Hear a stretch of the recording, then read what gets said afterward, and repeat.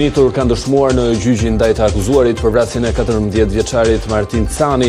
Gjatë dëshmive të miturve në sallë nuk ka qenë i pranishëm autori dyshuar. Përmes avokatit i pandehuri Mario Përleshaj ka mohuar të ketë qelluar ndaj Martin Canit, por vetëm ndaj Luis Meçes që mbeti i plagosur. Policia e Lezhës i identifikon dhe shpall në kërkim autorin e dyshuar të vrasjes së Pjetër Kazajt. Ngjarje ndodhur të dielën në Tale të Lezhës, 57 vjeçari u ekzekutua sapo zbriti nga makina për të hapur derën në shtëpisë. Si pjesë kryesore e vijon që të mbetet hakmarrja nisur që në vitin 94. Kryetari i Partisë Demokratike Sali Berisha u paraqit sot në SPAK në zbatim të masës së sigurisë detyrim paraqitje. Mesazhi i radhës për kreun e SPAK lidhej me operacionin Ura, ku sipas Berishës Altin Dumani vonoi urdhër arrestet 22 ditë duke lejuar krerët e grupit të arratiseshin. Ndërkohë Shorti caktoi gjyqtaren Elsa Ulliri në krye të trupës gjykuese për çështjen Partizani. Kandidati euroskeptik i opozitës Karol Nawrocki fitoi me diferencë të ngushtë zgjedhjet presidenciale në Poloni, duke i dhënë një goditje të fortë përpjekjeve të qeverisë centriste për të çmentuar orientimin pro-europian. Ajo që konsiderohet fitore e madhe për konservatorët në Europë u frymzuar nga presidenti Trump në SBA. Ju njohim më gjithësisht me zhvillimet kryesore të ditës. 5 të mitur kanë dëshmuar në seancën e radhës të gjyqit ndaj të akuzuarit për vrasjen e 14 vjeçarit Martin Cani. Mes dëshmitarëve ishte edhe i mituri me inicialet KB, dëshmitar okular në ngjarje. Gjatë dëshmive të miturve në sallë nuk ka qenë i pranishëm autori dyshuar. Përmes avokatit i pandehuri Mario Përleshaj ka mohuar të ketë qelluar ndaj Martin Canit, por vetëm ndaj Luis Meçes që mbeti i plagosur. Në seancën e ardhshme pritet që dëshmojnë 7 persona të tjerë, 4 prej të cilëve të mitur. Vrasja e Martin Canit ndodhi më 18 nëntor 2024 në Tiranë, rreth 200 metra larg shkollës Fannoli. Konflikti mes dy adoleshentëve kishte nisur 3 ditë më parë brenda ambienteve të shkollës për motive të dobta. Edhe pse në dukje ishte shuar, ai u rinde sërish brenda shkollës. Policia e Lezhës i identifikon dhe shpall në kërkim autorin e dyshuar të vrasjes së Pjetër Kazajt. Ngjarje ndodhur të dielën në Tale të Lezhës, 57 vjeçari u ekzekutua sapo zbriti nga makina për të hapur derën në shtëpisë. Si pjesë kryesore vijon që të mbetet hakmarrja e nisur që në vitin 1994. Identifikohet dhe shpallet në kërkim autori dyshuar i vrasjes së 57 vjeçarit Pjetër Kaza, mëngjesin e së dielës në Tale të Lezhës. Policia ka nisur kërkimet për kapjen e një shtetasi, që për shkak të sekretit hetimor nuk bëhet i ditur emri, por vetëm inicialet GA. Sipas burimeve, identifikimi është bërë i mundur nga mbledhja e provave në vendngjarje. Në polici fillimisht u shoqëruan mbi 10 persona, mes të cilëve edhe pjesëtar të fisit Gjini, me të cilët familja Kaza ka konflikte të hershme. I kërkuari sipas policisë dyshohet të jetë personi që qelloi 57 vjeçarin Kaza, sapo ky i fundit zbriti nga makina për të hapur portën e shtëpisë e të futej në oborr.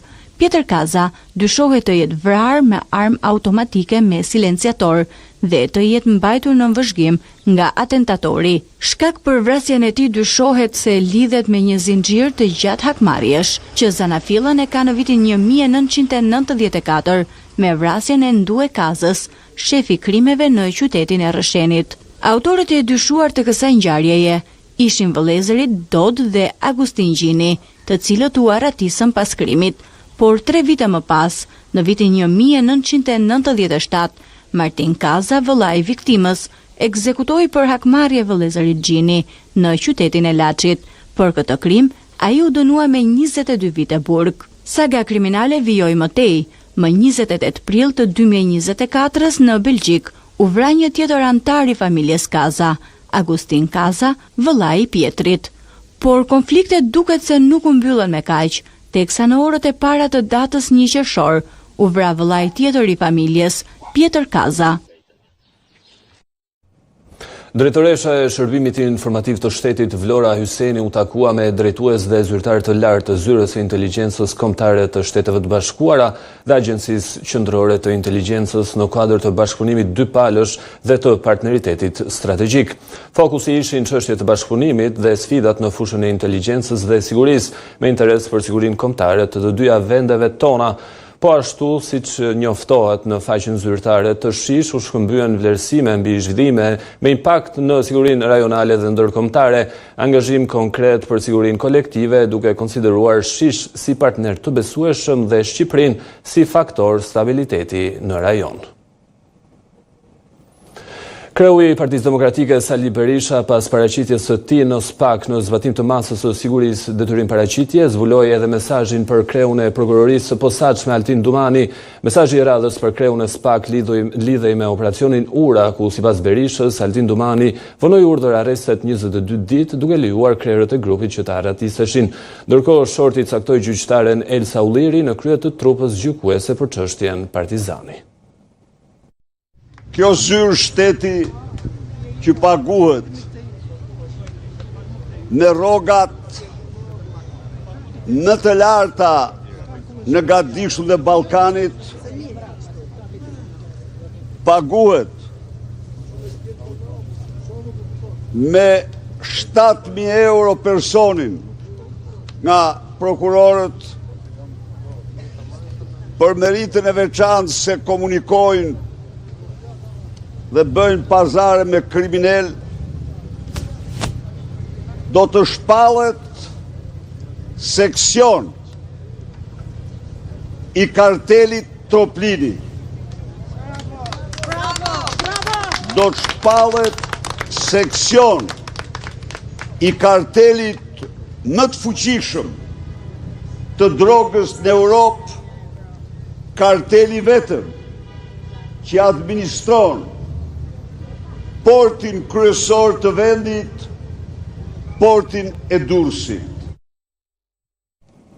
Komisioni i Ankimimeve dhe Sanksioneve ka rrëzuar kërkesën e Partisë Demokratike për përjashtimin e antarit të KAS Ilirian Rusmajli për ankimimin e rezultatit zgjedhor në Shkodër. PD-ja akuzon Rusmajlin se është i njanshëm për shkak edhe të detyrës së tij si këshilltari i presidentit Bajram Begaj. Po ashtu antari Rusmajli në pamundësi për të kontrolluar shpërthimet emocionale dhe bindjet e tij të brendshme ndaj palës ankuese, Partisë Demokratike dhe lidershipit të saj, degradon në sharje dhe ofendime personale ndaj përfaqësuesve ligjor të subjektit zgjedhor Partia Demokratike Alanca për Shqipërinë Mallështore. Sjellje, veprime dhe shprehje, të cilat jo vetëm cenojnë solemnitetin e shqyrtimit administrativ të këtyre seancave, por fakt dëshmojnë për probleme të thella karakteriale siç mund të jetë mledhja akumuluar ndër vite i këtij antari ndaj Partisë Demokratike dhe lidershipit të saj, që bën të humbas racionalitetin dhe të mos ruaj etikën minimale të komunikimit njerëzor dhe institucional që duhet karakterizoj antarët e një trupe kolegjiale të një organi publik. Kërkojmë përjashtimi nga shqyrtimi i kërkesës ankimore me numër 4933 protokolli datë 27/5/2025 të antarit Komisionit të Ankimeve të Komisionit të Ankimeve dhe Sanksioneve Ilirian Rusmajli. Domethënë, ju kërkoni që zoti Rusmajli të largohet edhe si këshilltari i presidentit, edhe si antar i KAS-it? Ne nuk i kemi kërkuar Presidenti Republikës shkarkoj këshilltarin e tij apo se çfarë bën ai me kabinetin e tij është puna e tij. Ne kemi kërkuar Presidentit Republikës që të heqë dorë nga ndërhyrja në procesin zgjedhor nëpërmjet kabinetit të tij. Pastaj se çfarë bën Presidenti i Republikës, kjo është puna e tij. Ne as po ju kërkojmë ju në fakt që ta largoni antarin nga detyra, se nuk është kompetenca e këtij komisioni që të shkarkojë një antarin të tij. Kompetenca e këtij komisioni është kur vëren arsye serioze një anshmërie, siç është rasti në vlerësimin ton, duhet të vendosë përjashtimin nga shqyrtimi i atyre kërkesave. KAS, pasi shqyrtoi kërkesën e paraqitur nga pala ankuese, e rrëzoi këtë, pasi nuk kemi në asnjë nga kushtet e parashikuara nga neni 30 i kodit të procedurës administrative.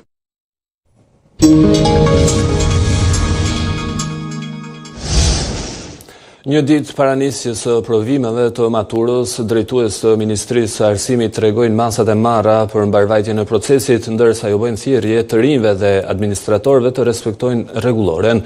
Ata sqarojnë orën se kur duhet të paraqiten maturantët në qendrat e provimeve, ndërsa tregojnë se çfarë duhet dhe nuk duhet të kenë me veten nxënësit në provim.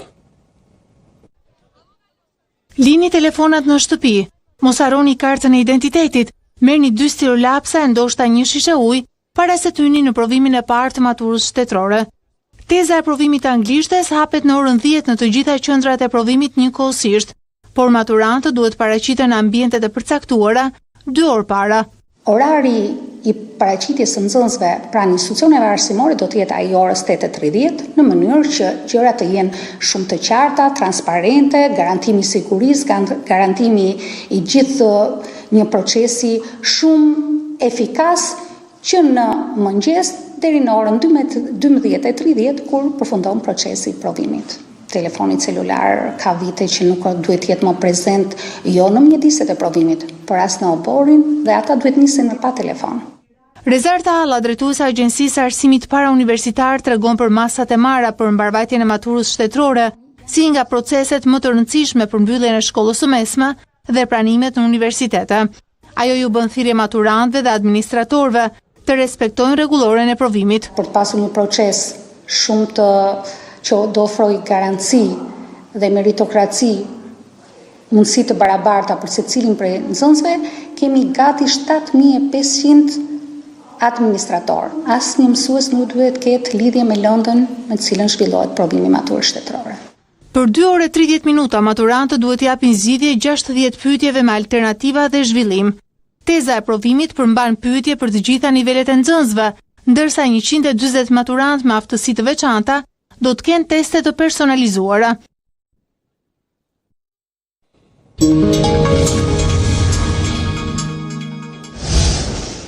Shqiptarët janë të dyzuar, një pjesë janë optimist, të tjerë nuk kanë fort besim se gjërat po shkojnë mirë. Rikthimi i optimizmit në disa sektor bëri që në pyetësorin e përmuajshëm që Banka e Shqipërisë bën, treguesi i ndjesisë ekonomike që mat aftësinë e bizneseve për të kryer investime dhe konsumatorëve për të shpenzuar të rritej lehtë me 1.1. Keni besim se tashmë qeveria në mandatin e 4 do sjell ditë më të begata për qytetarët? Për begat s'ka begat, këtu t'i ke shkot në kon begat.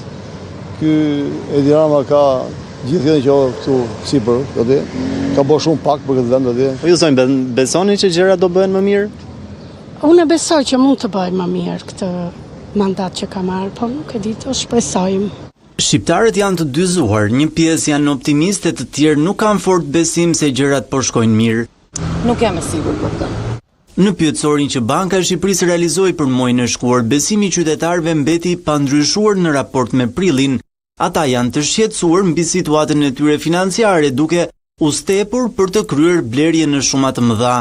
Më së shumti këtu në gjithë këto vlen besimi i konsumatorit, i cili është baza e gjithë asaj çfarë është tregu i ofertë kërkesës, dhe natyrshëm që besimi i konsumatorit nuk është në ato nivele që lidhet me besimin e industrive. Me pritshmëritë për të pasur edhe më shumë turistë se një vit më parë, bizneset në sektorin e shërbimeve, ku përfshihen baret dhe restorantet, janë më optimiste.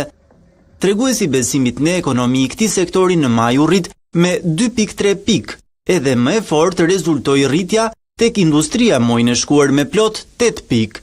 Shërbimet këtë performancë pozitive ja dedikojmë sektorit të turizmit, i cili ka patur një performancë pozitive, një sukses të jashtëzakonshëm, krahasuar me rezultatet e vitit kaluar, por pritshmëritë, përgatitjet dhe ajo çfarë ofron një turizëm gjithëpërfshirës si Shqipëria, duket se rezultatet do të jenë jo vetëm më të mira se sa sezoni i kaluar, por në këtë sezon do të kalojnë çdo pritshmëri dhe sipas studimeve, por dhe sipas deklaratave të Ministrisë turizmit. E kundërta po ndodh me besimin e tregtarëve, ku përfshihen dyqanet e lagjeve apo supermarketet. Besimi në ekonomi i bizneseve në këtë sektor në maj ra me 1.8 pikë. Kjo ka lidhje më shumë me pritshmëritë e atyre tregtarëve, të cilët prisnin të kishin një volum më të lartë dhe sidomos me atë çfarë u pompua opinioni që do të kemi një konsum të shtuar në numri vizitore. Por mos harrojmë që kurrja e popullsisë e cila ndodh në heshtje apo largimet e shqiptarëve sezonale, pasi pothuajse aq sa hyn edhe dalin gjatë kësaj kohe, dhe neve jemi konsumatorë shumë të mëdhenj se sa ata që hyn, natyrisht që ndikojnë te kjo pjesë. Rikthimi i optimizmit në disa sektor bëri që në pyetësorin e përmuajshëm që Banka e Shqipërisë kryen, treguesi ndjesisë ekonomike që mat aftësinë e bizneseve për të kryer investime dhe konsumatorëve për të shpenzuar të rritej lehtë me 1.1 pikë.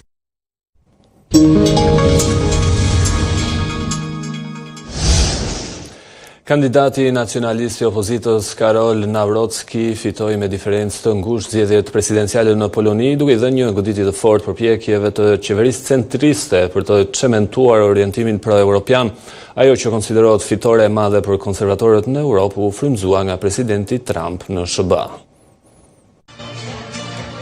Polonia do të ketë si president të ri nacionalistin euroskeptik Karol Nawrocki, i cili fitoi me diferencë të ngushtë të zgjedhjet e së dielës.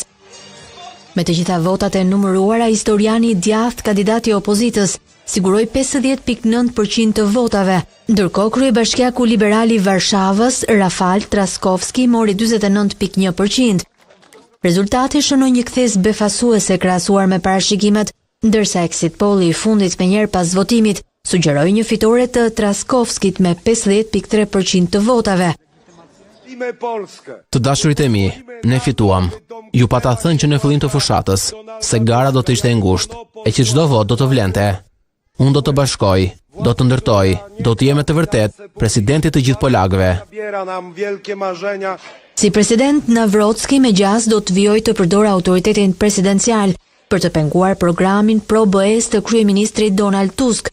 Rezultatet pritet të rienergjizojnë mbështetësit e Nawrockit dhe Partisë Konservatore Ligj dhe Drejtësi, e cila humbui pushtetin 18 muaj më parë, duke ripërtërisht shpresat se do të jenë në gjendje të mundin koalicionin e Tusk në zgjedhjet parlamentare të 2027-s. 42 vjeçari mbështet vlerat tradicionale katolike dhe familjare, dhe është përkrahas i fortë i sovranitetit polak brenda BE-s. Është pro mbështetjes ndaj Ukrainës, por nuk do që vendi të bashkohet NATO-s dhe BE-s. Roli i presidentit në Poloni është gjërësisht ceremonial, por ai ka të drejtë vetoje ndaj legjislacioneve të caktuara, siç ka ndodhur edhe me presidentin në detyrë konservatorin Andrzej Duda.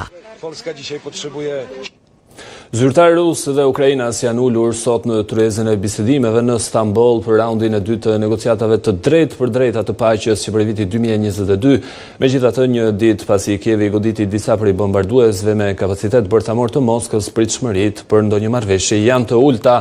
Dy palët pritet që diskutojnë lidhur me idetë respektive mbi atë se si do të duket një armëpushim i plot mes mosmarrëveshjeve të thella dhe presionit të presidentit Trump, i cili ka kërcënuar të tërhiqet nga bisedimet. Vladimir Medinski, kreu i delegacionit të Moskës, tha se Rusia kishte marrë një draft memorandum të hartuar nga Ukraina për një marrëveshje paqeje në prag të bisedimeve, por nga Kievi nuk ka ende një reagim sa i përket draftit rus. Delegacioni i Ukrainës do të drejtohet nga ministri i mbrojtjes Rustem Umerov.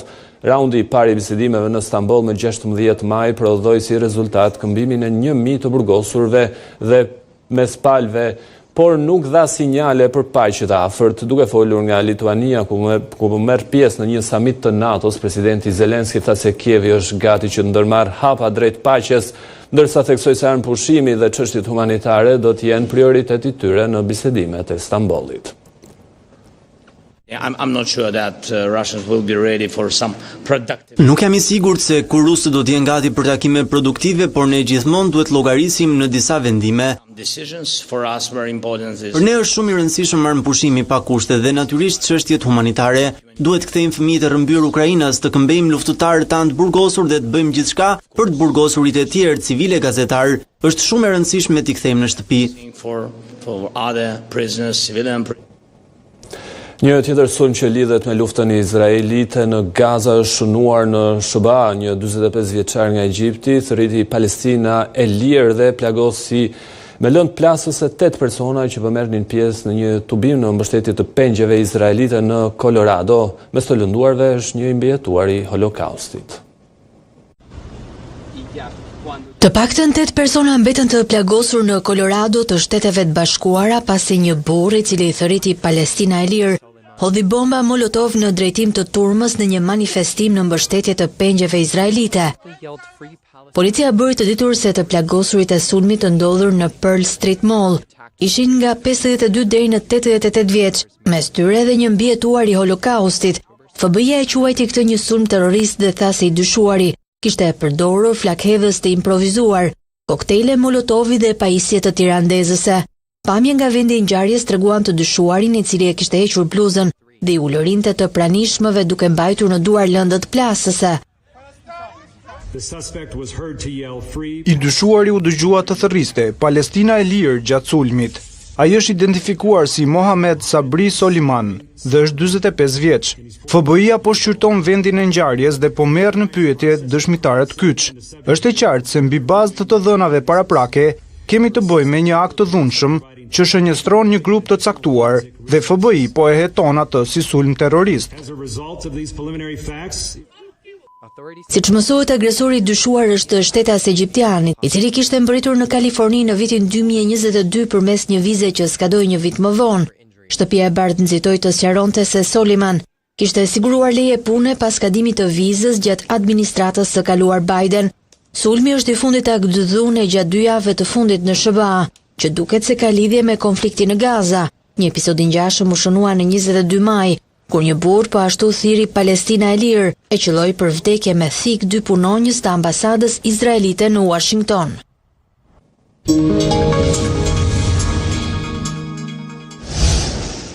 Vetëm për fitore përballë Serbisë, kështu janë shprehur 2 lojtarët e kombëtarës Elsejt Hysaj dhe Qazim Laçi në konferencën për shtyp. Mes të tjerësh ata theksuan se e din mirë rëndësinë e kësaj ndeshje dhe do të bëjnë maksimumin vetëm për 3 pikë. Të motivuar për të dhënë maksimumin, kështu janë shprehur 2 lojtarët e kombëtarisë shqiptare, Elsejt Hysaj dhe Qazim Laçi në konferencën për shtyp përballë gazetarëve. Mes të tjerash ata theksojnë se nuk duan të kujtojnë historinë, por do të luajnë futboll, pavarësisht presionit që kjo ndeshje mbart. Të 2 lojtarët u shfaqën besim plot dhe premtuan se do të luajnë vetëm për fitore. Kjo është një ndeshje e rëndësishme, siç e dimë gjithë, sepse janë një ndër kundërshtarët më direkt me ekipin ton, po më besoj që marrëdhëniet ndaj vendeve tona dhe të tyre nuk duhet të himi ne futbollistat në këtë marrëdhënie, sepse ka kush merret me këtë punë. Ne duhet mendojmë thjesht që të luajmë ndeshjen tonë, të jemi koncentruar, të jemi të qetë, ta dimë që është një kundërshtar direkt si thash përpara dhe mos mendojmë për problemat të nacionit siç mund të kenë.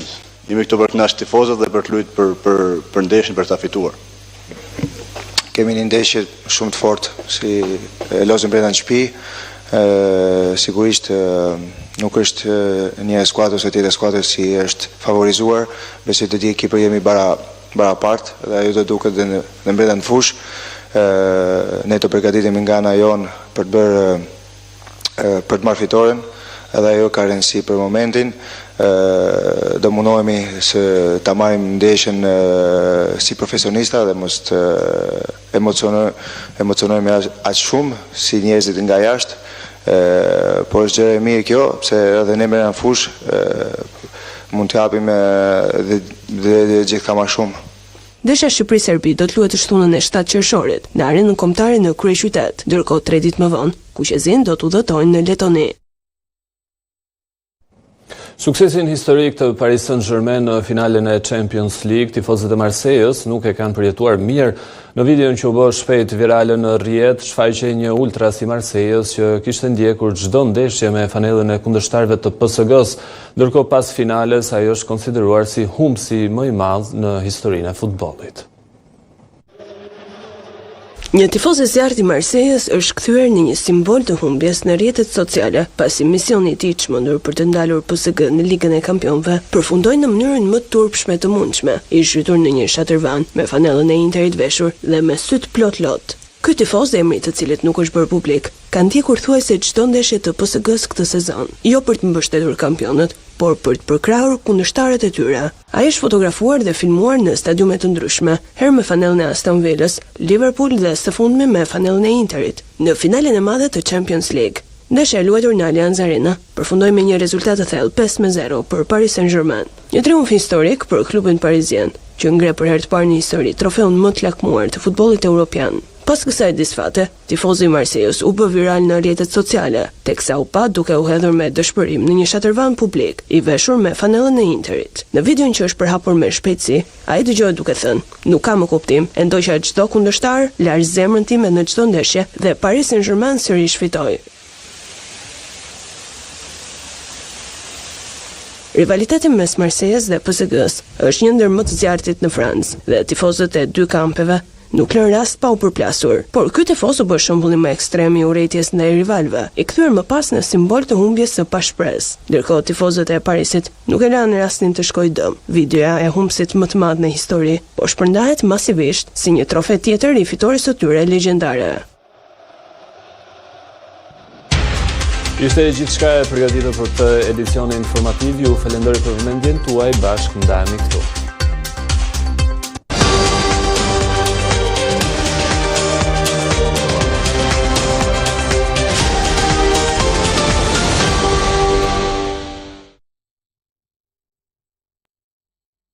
Yeah.